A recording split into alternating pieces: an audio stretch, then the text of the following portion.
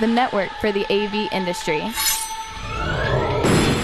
What are you listening to? This is AV. This is AVNation. This is AVNation. This is AVWeek, episode 162, recorded Friday, September 26th, 2014. 8 million pixels. Ready. AVWeek. Performing scan. Week.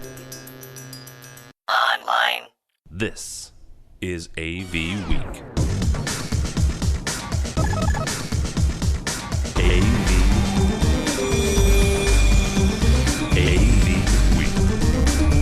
This is AV Week, your weekly wrap-up of audio-visual news and information. My name is Tim Albright.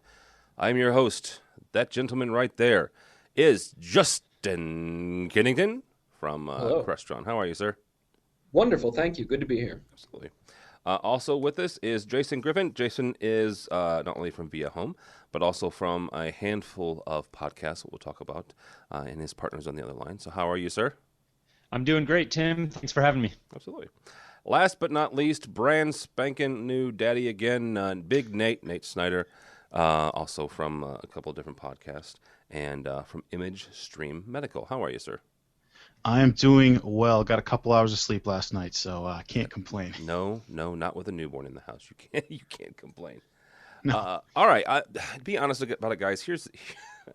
I made a joke off the air that I have been traveling like nobody's business. I really have no idea what time zone I'm in, let alone what state I'm in right now.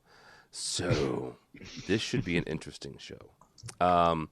Let's kick it off. Let's see if I can remember how to do this in studio, because we've been bouncing around and from CEDIA, and last week we were at the AV Executive Conference. Let's kick it off with there. The actually InfoComm. From our friends over at Higher Ed Tech Decisions, InfoComm cancels the first of its 2 InfoComm Connection Series events. This was kind of a shock, but not a shock. It wasn't really anything to do with them, from what I understand and what the story says. It had more to do with the facility's ability to give them space, which is, I don't know, if you've never been to a Crestron event or to an InfoComm event, there's a lot of training and so therefore a lot of room, so that's an issue. Nate, your first InfoComm experience was this year, so we'll kick it off with you. How big of a deal is it that this first one kind of got kiboshed, and isn't going to happen? Although the one on the West Coast is going to happen. How big of a deal is this? Well, I mean, I've noticed, as you mentioned, it was my first time actually getting out to InfoComm 2014 in Vegas, but from talking with people and just observations, that the trend seems to be there's more and more end users, if you will, quote end users, or managers, tech directors, people decision makers that are coming from universities and higher ed are coming out there. So it seems like that's what this event was really geared towards, people like that, and. From reading it, it's kind of like I need someone to help me decode this, maybe somebody with some inside baseball from InfoComm. But I mean, it says space constraints, and I'm not really sure how to interpret that. Does that mean not enough people signed up, and they had space? They couldn't afford the space, or does that mean that they had, as you suggested, not enough space at the venue to accommodate all the people? I'm not quite sure what that means, but. Yeah. All right. Mr. Griffin, from your standpoint, what do you think this, I mean, the second one actually, the first one, is going to be more in your neck of the woods, not exactly, right next door, but, you could drive to it if you wanted to. Is it a huge deal that this first one got canceled, and they mentioned space restraints, and as I mentioned before, that my understanding is that the fact that some of their meeting rooms weren't exactly being made available. Yeah, being in the residential side, more of a CEDIA guy myself. I don't spend a lot of time kind of following InfoComm. I've never actually been to that show. The concept of the show I found interesting, though, in that it was targeting end users, and I think that sort of made it to my mind at least, kind of a unique offering. I think in our industry, with everything being so technical, that can often be like a hard line to straddle as far as what line is that? End user? If you're let's say producing a show, or I hate to use the C word, but producing content online, podcast, blog, whatever it is. I've found in my experience that trying to tailor these sort of things to where they're interesting and relevant to both integrators as well as end users can be a challenge. So my hat's off to InfoComm for trying to do that, because as I understand this event, that was kind of the goal of it. As far as this being canceled, I kind of had the same thought as Nate. Like, I wasn't totally sure how to read that story. They say there were space constraints. I used to work in AV as far as setting up for events. That was way back when I first started in the industry. I know that kind of thing can come up, so I wouldn't be totally surprised. I'm sure it's a big deal for the people. There's probably a lot of people who put in a lot of time planning that event. So I'm sure they were reluctant to cancel it altogether. I know initially it went down to like a one-day thing, and then they said, oh, we don't think one day is enough to really cover what we need to, so they canceled it altogether. They got a second shot at it out here on the West Coast, and hopefully that goes through for them. But yeah, I'm sure for a lot of people this was a big deal and probably a bummer. Yeah, one of the things that's interesting about the show, the InfoComm show itself, the last couple of years, the influx of, as Jason mentioned, end users, or what we can refer to as end users, and you can qualify those any way you want. Some people just say, technology managers in general, the percentage of attendees has gone up, I believe, every year for the last 3 years. In 2013, it was 40%, and I believe it was right around 41% this year. So these regional shows were kind of neat, and actually we had a number of people that were actually going to go to the one in Pennsylvania. One group that actually did spend some time setting up for this and getting ready for this is a group that's not exactly a newbie when it comes to shows, and that's Crestron. And Justin, I'm not asking you for the company line, but just from your perspective, you've been to, I know, at least the last two major shows, because you and I were there together. Well, not together, but you were there and I was there. Don't start like that. Is this a big deal? We shared a room, but yeah, we didn't. It wasn't, which is what I thought was like nice. Never mind. Oh, why did I invite you? No, that's right. Is this a huge? Is this a big deal, or is it kind of a new show kind of getting off the ground and they're hitting some bumps here? No, that's exactly what I was going to say. Actually, just a comment on how difficult it is to get one of these new shows off the ground. You have to get enough participation from the manufacturer side. You have to get enough participation from the training side, and then you have to get enough participation from the attendees who want to see the manufacturers and learn stuff at training. So you have to get sort of three critical masses together, and I think that can be the big challenge. As you mentioned, we were planning to go.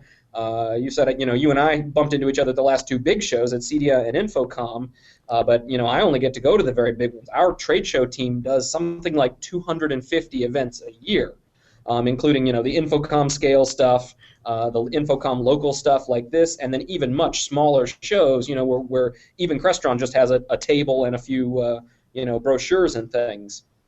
So we were ready to go, but I think what happened is they probably just failed to get enough momentum to make this a success. So hopefully they'll pull that together in San Jose.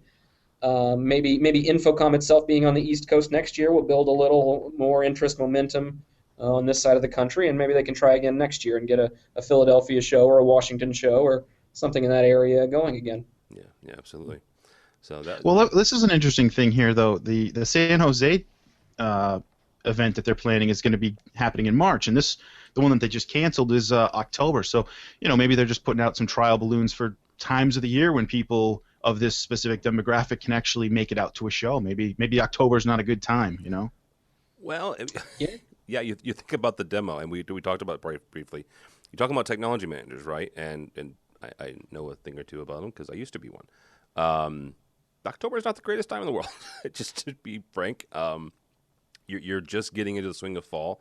The odd thing about March is a lot of times you've got spring breaks somewhere around in there, and some folks do a lot of maintenance, a lot of preventive maintenance and upgrades during spring break. Some of them don't, though, so it'll be interesting. Plus, it's San Jose in March. That's not a bad thing. All right, moving on. The Internet of Things.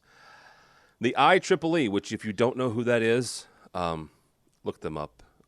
You need to if you're in the AV industry. They are embarking on a quote-unquote ambitious effort to build an overarching architecture, say that 5 times fast, for the Internet of Things spanning a multitude of industries and technologies. Bum, bum, bum. Okay. Jason, we are going to start with you on this one because this is right down your wheelhouse, right? This is right down Residential Central. One of the gentlemen we talked to at CEDIA a couple weeks ago was the guys over at Chewy who are living and breathing this whole Internet of Things. And if you don't know what Chewy is actually a really cool little, they call it a doorbell, but it's more than that, right? It's a box. You push the button, and if it recognizes your face, it does all sorts of things. And if, you know, like if Justin comes over, it'll start playing the Shaft theme for him. So, how much is this? And do you guys install? it's like $100, $200. Seriously, it wasn't. Done. You know what? Probably Amazon. Oh no, on their website, Get Chewy. Yeah, getchewy.com. The fact that I remembered that website is amazing to me at this point.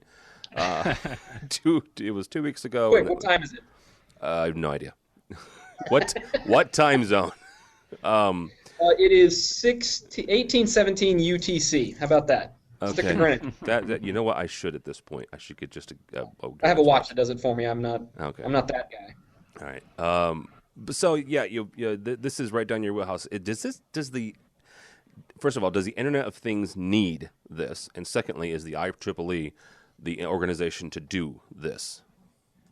Yeah, it's a great question, Tim. I do a podcast in addition to the AV Shop Talk I do with Nate. I work on a second podcast called HomeTech.fm, Yep. Where we talk about this stuff all the time. Chewy was actually a guest on our show a while back. A really interesting product. It's funny because on that podcast, we literally went out and bought a little bell that we ring every time somebody announces a new standard or new protocol. It's really becoming like the trend right now is that you've got all of these competing standards and communication protocols, and the proposed solution by most people is to come up with another protocol. So it's like or standard. We're kind of caught in this catch-22. The IEEE, I saw this is called, they're calling it like the P2413 work group, and my first thought was like, these guys need to hire a marketing department. Usually, you see there's like a couple that come to mind. There's the New Thread Alliance. All Seen has the All Join initiative. Kind of catchy names, right? Things that stick in your head. But everybody's trying to get traction here. I think IEEE is a good organization to be involved in this effort just because of the muscle that they have behind them. Yeah. I'll be curious to see what differentiates this from some of these other protocols that I named that are trying to, as I understand it, accomplish the same thing. I mean, these guys are all trying to solve the same problem at the end of the day. I think it's an interesting initiative. I'll definitely be keeping an eye on it, and we'll see where it goes. I think eventually the Internet of Things, as cliche of a term as that is, it's obviously the future. I'm not going out on a limb by saying that. And there is problems right now with just too many competing standards and protocols. And so I think anything that can be done to sort of alleviate that is a good thing. And we'll see if IEEE can pull it off. Okay. Justin, I'm not going to. I was going to go with Ping on this with Crestron, but I'm not going to go there. You guys also at the CEDIA show announced, you and Nest. What was it? The initiative works with Nest, right? And Crestron works with Nest. So you guys are kind of in that vein and in that whole Internet of Things thing. Not to sound redundant, but is this is the IEEE kind of the right group for this, or because Jason mentioned all these other standards, or is it more viable and more valuable to the marketplace to let everybody and their brother try to kind of hash it out, and then the most popular standard, with it financially would win? I think what we'll see is a little bit of both. I mean, like you mentioned, we've been in the Internet of Things thing for a little while, really. The type of things that Crestron builds are connected devices that talk to one another. Historically, 15 years ago when we started this, it's always through some centralized control hub that sort of serves as the clearinghouse for all the different protocols that might need to exist. So as the popular world starts to catch on to this kind of technology, I think in the short term, we'll see exactly what you just described, different protocols, different standards, sort of just fighting it out in the market for based not really on the protocols themselves, but on how good the products are that end up built on those protocols. I think the IEEE play here is probably the long game, where what really happens with these sorts of technologies is you get this disruption as something new comes along, things fight it out in the market, but then over time it becomes commoditized. And when the IEEE gets involved, that's what we're talking about, is big commodity technology. IEEE technologies are things like Ethernet, truly foundational pieces of everything we do in the world today. And if you look even at the end of this article, they talk about how, as I scroll down a bit, that they're going to coordinate with these other organizations like the ISO and, what do they say, General Electric, Oracle, Qualcomm, Zigbee, other guys that are working on protocols that are out there to compete. The IEEE is really, in my estimation, they'll sort of lay back, they'll see who's got the best winning protocol, what makes sense from the technology side and from the who's winning in the market side, and then try and push the broader industry, over 10-year horizons towards a more standard approach for everything. And then one day, 10 years from now, guys like me will go buy an Internet of Things chip, and it'll be based on IEEE 2611.6 or whatever, or maybe 2413 if I had to hazard a guess. Nice, very nice. Nate, when it comes to your world, you deal a lot in obviously the medical field when it comes to AV. Not really something that you guys are dealing with yet, but from your perspective and from your expertise, where do you see this going with IEEE? My big takeaway from this article on Computer World here is this seems like a huge undertaking to try to get all of these different devices talking nicely to one another under the same umbrella.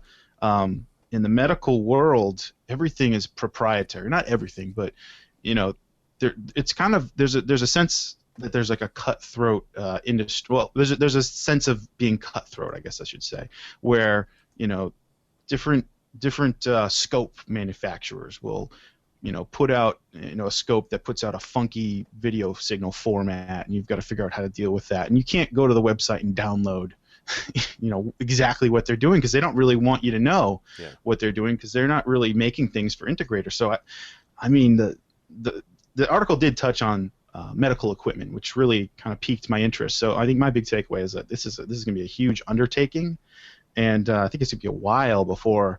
I think the example they gave was something about measurements taken for blood oxygen sensors in a patient's finger, and then that's affecting blood pressure monitor that squeezes the arm, and I think we're a long way from that, from my perspective.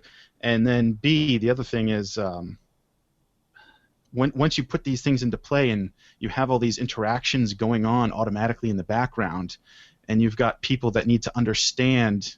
Now, it's not just like, okay, I'm going to do this test and this machine is going to do this one thing. There could be a number of variables that machine does that now you have to be aware of. And I don't know. It's, to me, in the medical world, it kind of scares me a little bit, to be honest. Just trying to get everything to communicate properly. But I think it is where we're headed in the long run. I think I do agree with you guys on that. But I think it's a big undertaking. Well, and then you get into the whole, Big Brother conspiracy theory, where if your blood pressure goes too high, well, then they spike your insurance rates. So yeah. I say that after I just got my life insurance policy the other day, and I got a nice present for being 40, just for the record. So all three of you have something to look forward to. Well, shouldn't gym memberships just be free then in that case? Shouldn't they just be handing these for things the price out? I'm paying for life insurance? Yes, I agree. Yes, it like tripled. I'm like, are you freaking kidding me? I mean, it's not that much, but still, yeah, it tripled. It's like, holy crap, seriously? Man, don't turn 40, kids. Just don't do it. All right. Good advice. Yeah, you just keep going. We're gonna get into the world of 4K. Thank you, Epson. Epson showed off a nice little 4K projector from our friends over at twice.com, showing a 3 LCD-based projector doing 4K. The first two things that came out of this, right, and we're going to start with Justin here because he's our resident 4K expert, being all things DM for Crestron. Two things with this. First of all, is there a technology that anybody, and this is actually kind of for all of you, but Justin, we'll start with you, that can't do 4K, right? I don't know if CRTs could, if they were still around, if they could reproduce 4K. In other words, where my brain went with this is, holy crap, 3 LCDs can do 4K. Most likely, obviously, DLPs can as well. Obviously OLEDs and stuff like that. But are we reaching? Are any of these technologies simply going to go by the wayside simply because we're doing 4K? And the other thing is, are we moving too fast into 4K? I guess is the other part of that question. So, Justin, first thing, is there a technology that can't do this yet, or yeah? I don't think there's any fundamental limit. I mean, there's LCDs, DLPs, Sony's LCOS, and then the flat panels. I don't think there's any technology that's fundamentally limited. What we're missing right now are like the single chip solutions for DLPs and LCD projectors, but that's just a matter of cost. So the technology can do it. Will it be 6 months or 24 months from now that a single chip can do it? Yes. And then the cost of those solutions will start to go down. And I think, to me, it's fundamentally that economic argument that's why 4K is going to take off. The fact is, most of these technologies are driven by how many transistors can you print in a little small area, whether it's on a DLP chip or an LCD chip or on a big piece of glass for your flat panel. And I think that the economics of that are, it's Moore's Law. It's how many transistors can you print. So over time, printing more and more transistors becomes free. And now if you're Epson, Samsung, Sony, LG, any of those guys, and if you're their marketing lead and your technology guy comes to you and says, hey, I've got this new technology that gives you 4 times the pixels and it'll be free in 3 years, do you want it? Well, then he's going to say, yeah, I could sell that at Best Buy. My new TV's got 4 times the resolution of that one over there. So I don't think there's any technology that we use today. I'm struggling to think of one anyway that couldn't do it. I mean, you mentioned CRTs. I think some of the last gasp, really high-end 9-inch like Runco stuff could actually do these speeds 10 years ago if you really needed that. Though I think you would probably struggle to find one new at the store today. So no, I don't think we're going to lose any technologies as a result of this. I think if plasma's not completely dead at this moment, which it might already be, then I think the new development required to get it to 4K would be the final, we're done here. But all the major technologies, the LCD flat panels and all the basic projector engines are capable of it, including some of the new laser stuff, which is really so far more about optics and light sources than pixels anyway. It is. They still have DLP engines in them and things.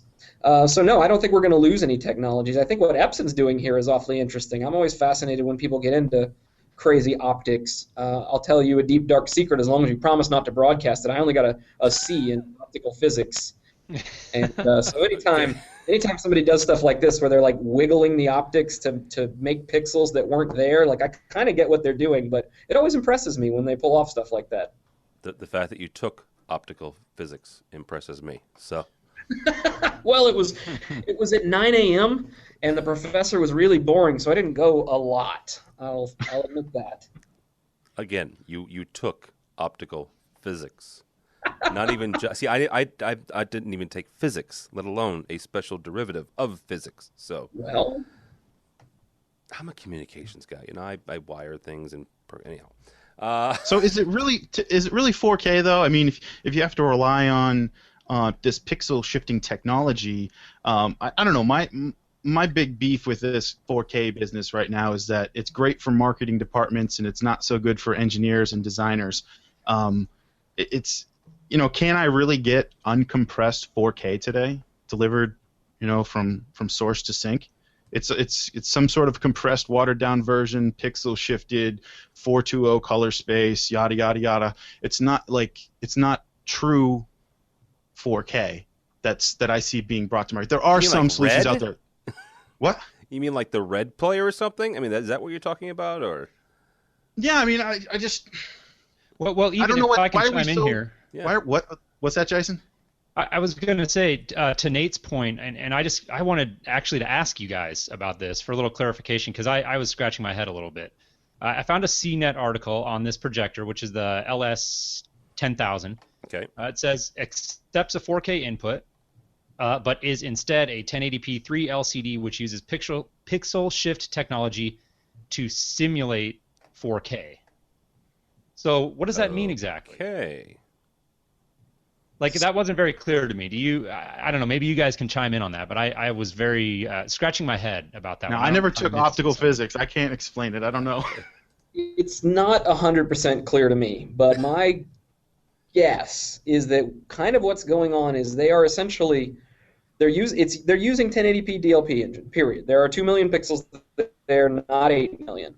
But like what it says right here, it shifts each pixel diagonally by half a pixel. Yeah. So if you can kind of picture this, I'm going to have to get real hand-wavy a little bit. We're sort of taking a 1080p image and putting that on the screen, and then moving all 2 million pixels a half a pixel to the left and doing it again, and then move them all a half a pixel up and do it again, and then move them right and do it again. And now we've put 8 million pixels on the screen. If they can do that fast enough at 4x the video frame rate, then you kind of get 4 million pixels with maybe some weird, they're laying on top of one another halfway issues. So no, this isn't pure, absolutely discrete 4K like you'd get from a flat panel or a DLP engine with 8 million pixel elements in it. But it's kind of an interesting approach that maybe could work. I haven't seen one of these in person. I don't know. Yeah, I didn't see them at CD at all. I did go by the Epson booth, but I did not see this particular one. So basically, they're playing the hokey pokey with 2 million pixels. And maybe it looks great. Maybe it looks awesome. I haven't seen it, but I think that's what's going to be the judge. How does it look? Does it start to give you a headache after you look at it for 20 minutes, or is it the real deal? I'm not sure. It could be. It's definitely a creative approach, and I applaud the Epson guys for coming up with it. I'm just trying to figure out if is it really 4K or is it a gimmick? I don't know. I suspect that this particular thing is a little bit of both. Yeah, I think Justin's right on that. I mean, you've got if they say they're showing you 8 million pixels, maybe is how they'll get you in the details. And my biggest problem with 4K right now, honestly, is the differentiation between UHDTV and 4K, and the fact that it's already being a blurred line, and people are just throwing the same usage, using the same term both ways. So, can we talk about that? Sure. I've heard you say that before. I've heard other people say it before.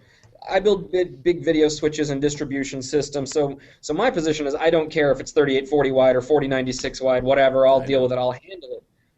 Why do you guys care so much about drawing that line above, right at 4,000, and this is above and that's below, and screw you, that's not 4K? I mean, it's close enough, right? Okay, so here I will give you my quick and dirty and snarky response, and let these two guys, because of stupid people.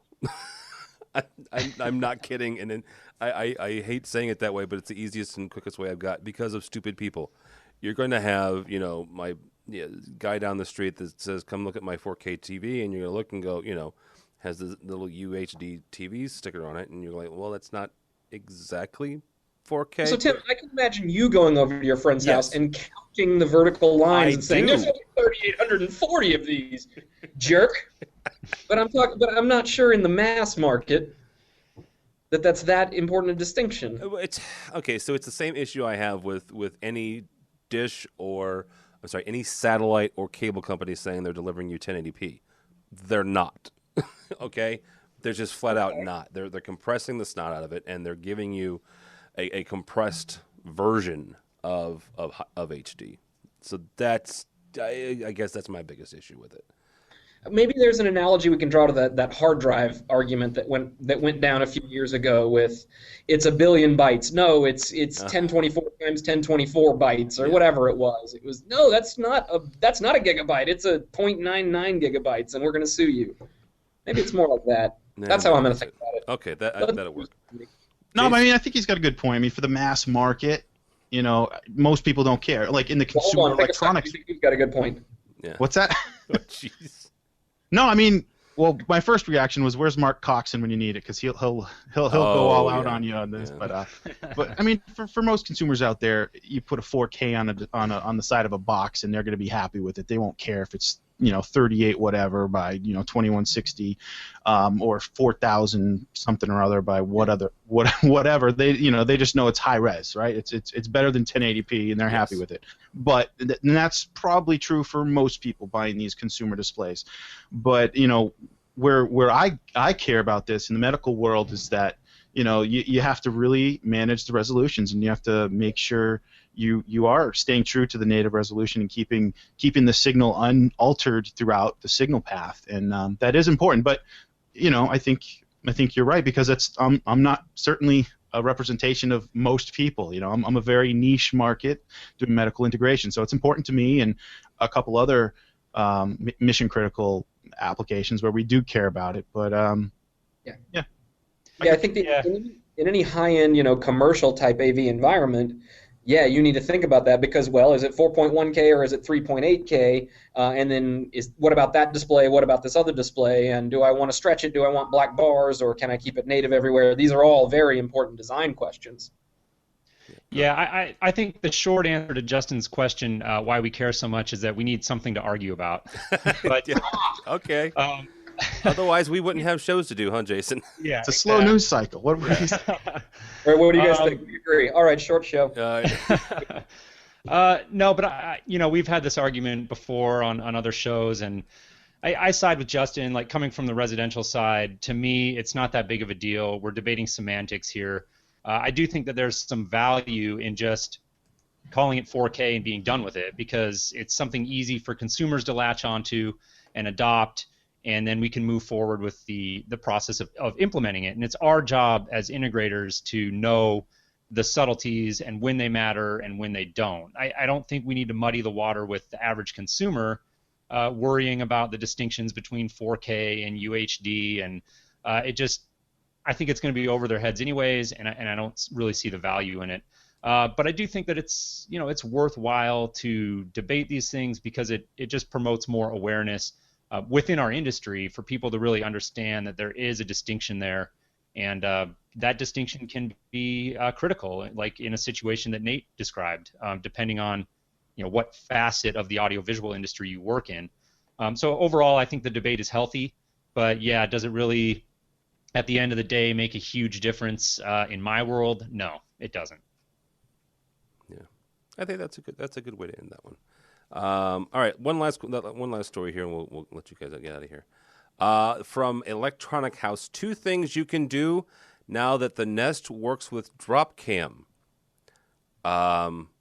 It's interesting the fact that Dropcam was on this. First of all, there's 2 things that they mentioned. First of all, you can, according to the articles, good Lord, is it time to go yet? Capture scary events, and then they can talk to each other. So that's and that came under the heading of Green AV, and that led me to a question. And Nate, we'll start with you. Is Green AV still a thing? And the reason I ask is because there was a big push, late 2000s, early 2010, 2011, with lead coming on board and this, that, and the other. There was a push to differentiate AV that saved you money, that allowed you to turn things off and on, that you could apply to lead credits.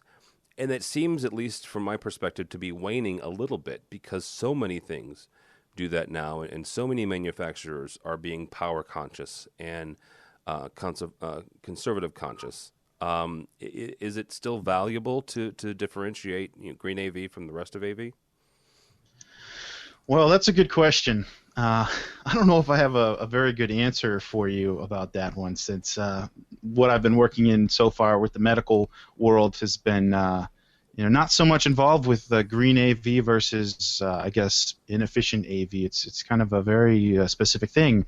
But I mean, I personally value it. I mean, if I have a system in my home that, and I can hit a button and I know it's gonna kill power to all the things that normally suck power, even when they're just idle. You know what I mean? It's not, how much power does an amplifier draw when it's cranked up to 10 and it's pumping out music versus when it's just on and just kind of sitting in the background. I definitely value that personally, I don't know if I've seen it really impact much of the designs that I've had. So what you're saying is that medical people don't care about the environment. That's what you're saying. I was walking into a hospital the other day, and they said to use the rotating door, like the turnstile door. Yeah. And they had a sign in front of the like electronic door that would like open and shut, and they said, please conserve energy and use the turnstile. And I'm thinking, how much energy does this hospital suck? On a daily basis with all the gear being used, and then at the front door they're saying save energy, don't use the electric door. I don't know. I guess a lot of people come in and out, but I don't know. I don't think it's a. I think green AV is a good thought. Okay. I don't know if it's practical in real life for a lot of situations, unless you're doing the whole building. You know what I mean? If you're just picking off a room here, a room there, I don't know how much value that's going to bring. But if somebody brings you in, or for example, I was talking to somebody the other day that is doing consulting out in Dubai, and he's working on like skyscrapers and stuff out there. So maybe for a consultant that's trying to, give a client some good specifications for, energy efficient AV equipment, that's going to be applied times, 2,000, across, every floor of the skyscraper, whatever, how many rooms they put in. I think it does become a factor at a certain point, but it's kind of knowing where that break point is, where it matters. Okay, is the important thing. All right, Jason. Nate mentioned doing the entire building, and in your case, the entire house. Is it still a thing? Are we still concerned about differentiating, inefficient AV versus green AV? I have very few clients and architects who do request that, but usually it takes a back seat to the way they want to experience and enjoy their home. Nest is a perfect example. So you've got intelligence built into Nest where it can. There are certain areas where you can tie it into like your utility company, and basically you give your utility kind of an ability to monitor it and maybe adjust temperature settings based on the energy demand. But how far does that really go? Like, to what point is somebody going to sit in their home and be really uncomfortable just to save a few dollars? And that's my question. And when it gets down to like the entertainment, the audiovisual components, we're not talking about a huge difference between if you want to try to be green and select your components based on that versus if you just want to go out and select what you want based on how you want to enjoy your home. When you really run the numbers, it doesn't make a huge difference. We are seeing out here in California, more and more people are doing the solar thing. Yeah. Obviously, that makes a lot of sense out here where it's always sunny. Depends on where you live, really. I don't know. This particular article that you sent was, like, I didn't really see the drop cam tie-in, which I think you were saying the same thing. Like, how this relates to it being more green. I guess maybe, now that they're the same company, Nest could possibly leverage some of the intelligence built into the drop cam camera to possibly improve like the location awareness within the house, maybe like automatically recognizing if people are there or away. Now, instead of just using simple motion built into the thermostat, they can use like facial detection, not necessarily recognition, but like detection to see if somebody's in the house. Maybe there's a tie-in there. I don't know. I don't think that for most consumers it's a driving issue for them when they're making buying decisions about audiovisual, personally. Okay. All right, Mr. Kennington, you'll have the last word on this. Green AV, is it still a thing that we're worried about? I think some of the cases mentioned, especially large new construction, big commercial buildings. Everybody wants their LEED certification, and that touches everything in the building, including the AV. So certainly having the kinds of automation systems that can operate at that scale, that can tie into the building management systems. I mean, Nest is obviously a great product for that small, single residence installation. But when we're talking, large skyscrapers in Dubai, there are entire software packages that are the building management system that control all the thermostats and all the HVAC and all the shades and all the lighting. And having those systems work together can truly make a building more efficient. And just to bring it back to that personal level, I can say a place where green AV has affected my life.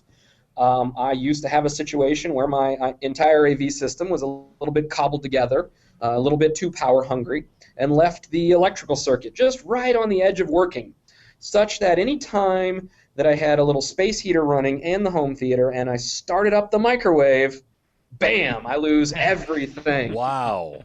Yeah, so finally, thanks to Integrated by Design Crestron products that I get for free, thank God, I can bring those home, turn down the overall power consumption of the AV distribution system, and now I'm happy to say that I can cook in the microwave, enjoy a nice heated room, and enjoy AV technology all at the same time without tripping the 120-year-old breakers in my ancient Manhattan apartment. Wow. So, it still has a place, I think, in the real world. All right. So is that one of the fringe benefits of working for the Big Blue Crestron? Fringe benefits, that's why I quit my last job and came here. Well, 3 years. that was part of the deal, huh? Calls Bargetzi is like, all right, I'll come over for this and for DVPHG. Never mind. That's right. That's right. All right, that's gonna do it. That gentleman right there is Justin Kennington from Crestron. Thank you, sir. Of course. Nice to be here. Where can people find out more about you or about Crestron?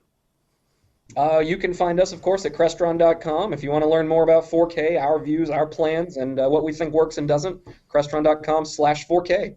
All right, very good. That goes for 3840 as well. Oh, jeez. Yeah, why? You know what? Why didn't you call it 3840, huh? Why didn't you call it, I am going to have a new UHD web shortcut put up this afternoon. Count on UHD it. certified. Yeah, uh-huh. Dear Mr. Barnett, Crestron.com/3840 today. I'm on it. All right. Jason Griffing from Via Home, rather, but also from the AV Shop Talk and a couple other podcasts. Thank you, sir. Yeah, thank you for having me. It was a great conversation. I really enjoyed it. Where can people find out more about you or the podcast or Via Home or?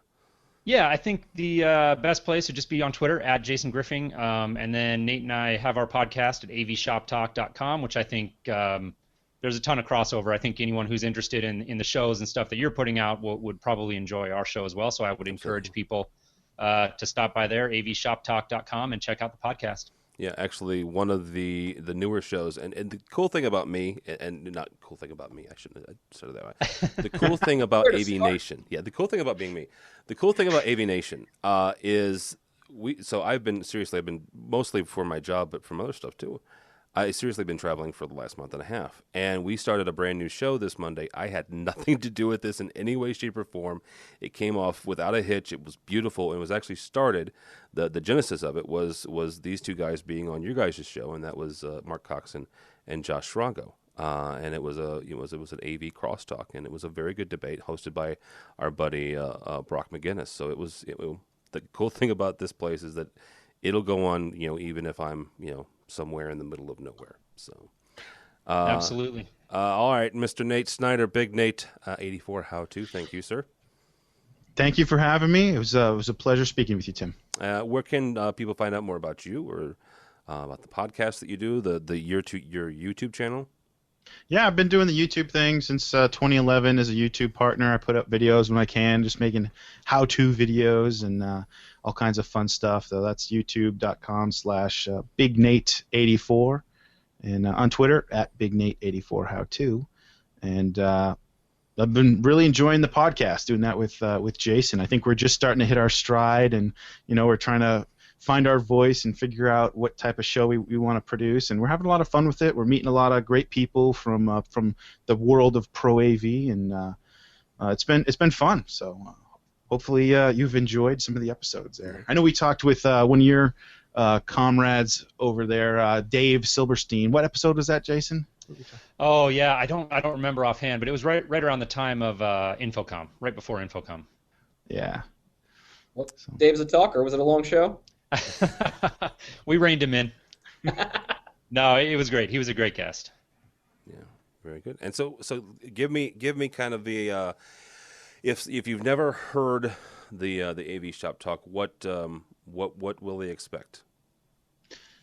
Do you want to take it, Jason, or you want me to do it? Oh, go ahead, Nate. Yeah, so what we try to do is sit down and have a chat with someone from the world of Pro AV, right? So that could be a manufacturer, it could be an integrator, it could be someone from the world of broadcast. We've been working with somebody trying to line up an interesting interview from somebody who works on the broadcast side of things. But basically, we want to hear people's story, how they career story, how they got into into the world of pro AV, maybe what their first job was, and what they got going on. And if they work for a manufacturer, it's been easy to get marketing people. A lot of marketing people want to get on the show and talk. But so we're trying to navigate a good balance of trying to find interesting guests. But basically, the tagline is covering the latest trends in the world of audio video and emerging technologies. So that's pretty much it. And we try to keep it to about a half hour or so. And let's see, just recorded. This is an interesting one. Just recorded an interview with Gerald Stevens, and he started a Facebook group called AV Install Nightmares. I don't know if you participate in this. If you don't participate, if you work in Pro AV and you don't participate in this group, you're missing out, because it's just a place where people can come vent and just take a little snapshot of the mess that they're walking into, and it's got over 9,000 members. Holy cow! And they're active members too. It's not like one of those LinkedIn groups with 30,000 members and nobody actually does anything. But these people, like I posted a question the other day, I think about HD-based T extenders, and within 10 minutes I had probably 6 or 7 responses. So that's the cool thing I like about it. So anyway, we interviewed Gerald Stevens about why he started this group and in this community, and he's a very interesting guy. So that episode should be posted sometime in October. Very cool. All right. Well, check them out if you would, please. Also, go by our website, AVNation.tv. AVNation.tv. As I mentioned, we just started a brand new show with Josh Tarago and Mark Coxon as they debate different items. The first one was IT versus AV. It was moderated by Brock McGinnis. Good show. And like I said, I had nothing to do with it, and it was freaking fabulous. It was so cool for me personally on so many different levels that it was just very, very cool.